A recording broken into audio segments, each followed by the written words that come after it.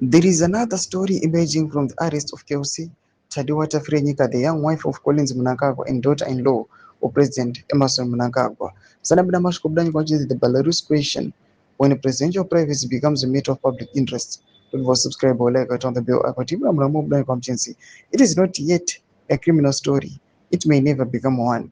It is a story about secrecy, privilege, public interest, and an increasingly familiar destination called Belarus.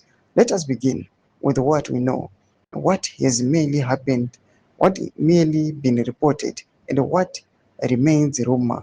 The distinction is essential. Keosita Frenyika is appeared in court accused of unlawfully dealing in dangerous drugs after police alleged that pethidine, morphine, and cannabis were recovered during a search of her Greystone Park residence and a vehicle at a property.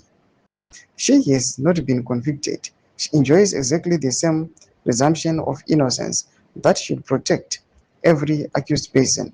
Her husband, Collins Mnangagwa, is not the accused person in that case. Neither is President Mnangagwa. That must remain absolutely clear.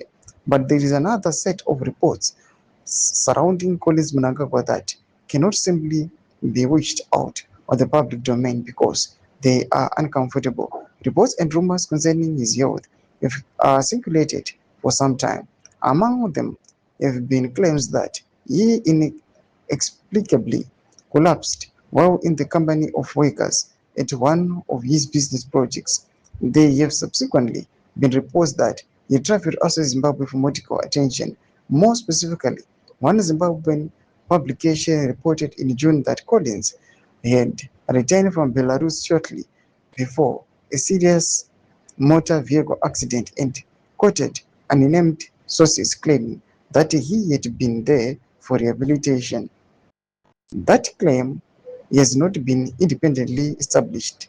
There has been no authoritative public confirmation that Collins Mnangagwa underwent rehabilitation in Belarus, what condition he may have been treated for, or whether any medical treatment he may have received has anything whatsoever to do with the allegations now before the courts involving his wife.